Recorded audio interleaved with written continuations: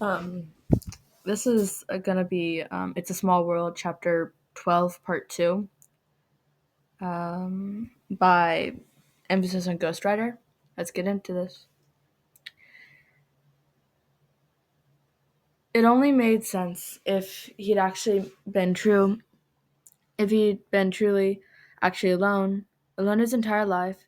He had have to find a way to provide for himself. There weren't a whole lot of options for an 11-year-old, or years that just when I saw knew he started becoming a vigilante. Though it was hard though if he were younger, heads were all be roles. The kid to make it happen.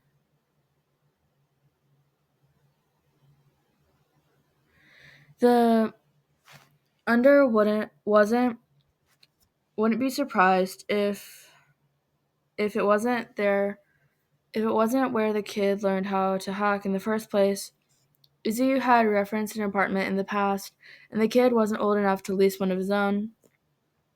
He also distinctly wondered if this meant the kid was had outfitted the damn helmet on his own, and if he needed to introduce him to Hajj at some point. The man's resilience at dealing with two genius problem children was damned, but that was the problem. That was a problem for future Shota. Back in the moment, Shota never been so heartbroken and proud. His kid was such a fighter, and he always was so proud of him for it. At the same time, and oh, what if that's what been holding him back the entire time? Fear that they blame Izuku for what he had to do to survive. That's not your fault, kid, he whispered softly, yet firmly, into the kid's hair. That's not your fault. You're not a villain for it. You did what you had to survive, and I'm so fucking proud of you for it. The the shaking boy in his arms finally broke, started to sob into his shoulder, as the man simply picked him up and carried him back to the classroom, conveniently located just down from 1B, gently shutting the door with his foot, relaxing a little, finally having some privacy for the privacy this conversation deserved. He lowered himself to the floor again, carrying the kid, now situated in his lap. Shota started to run his hand through the kid's soft hair, occasionally giving little scratches. The way comforted showed Zashi, but avoided the ears since that made him uncomfortable. Continued to mutter his assurance that none of them would care that Izuku was Dr. Men, not even Amasa and Sansa. Hell, his grandpa, Grampy, been a hacker longer than Izuku had been alive, and would probably rain hellfire down on anyone who thought they could take Izuku in for it.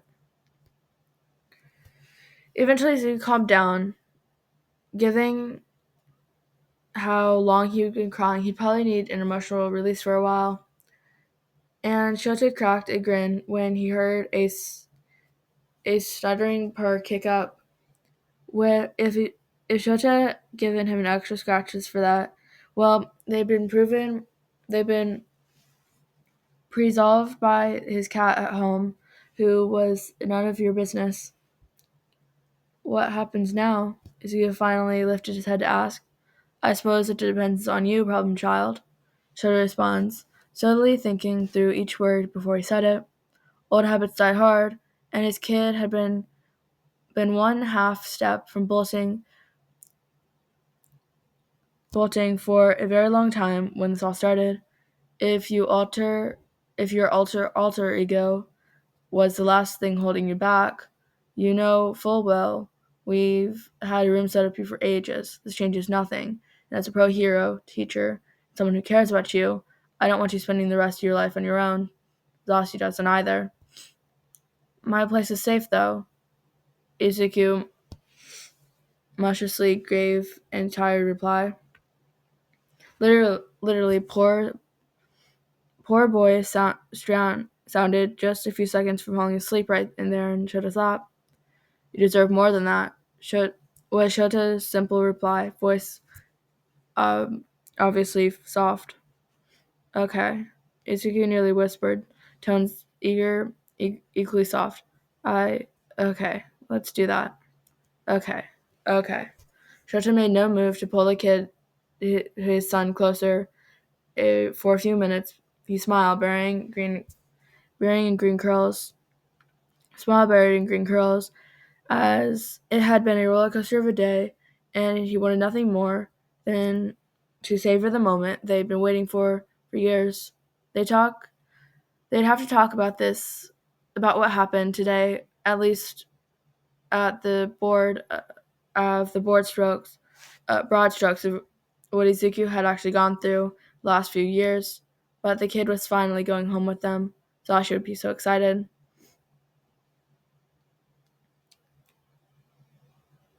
Notes: Aizawa is very much not an extrovert.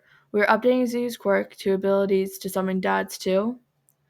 Also, once again, we see my inability to remember to fit rich text before passing, so I had to delete and paste again. Izuku's sleep debt getting him into trouble today. In his self-defense, though, he actually does have a pretty close good amount of sleep. He could definitely be worse, but actual sleep schedule is heavy skewed towards sleeping during the day, which is not fun for suddenly attending a person in school in the mornings. Rip. Am I using Kun correct? Most likely no, but I am using it as a way for Nezu to demote his personal students. If you were going, "What's up with this?" That's why it might be weird. I can change it if it's an issue. If Aizawa gave If Aizawa gave him a few extra scratches for that, well, the provenant by his cats at home was also none of your business, is one of my favorite sentences I've ever written, and I've been waiting for a long time to share it with y'all. That was the end of chapter 12, the reveal. I hope you enjoyed. And listening back to some of my videos, I sound absolutely depressed and exhausted. And some of those fair I was, because not last week, the week before that, I had a terrible week. I'm telling you, I had a shitty ass week. And I still recorded, I think. So that's why, probably a couple weeks ago, I sounded super depressed in my videos, because I had the realization, 4 different times that My Hero Academia was ending. I also had a lot of panic attacks that week. It was great.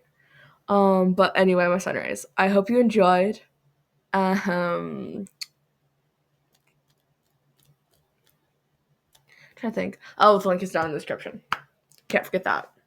I always forget that. Seriously, I need to remind myself to remember to say that in the beginning. Or the end. I don't know. I have to remember. But anyway, I will see you next time.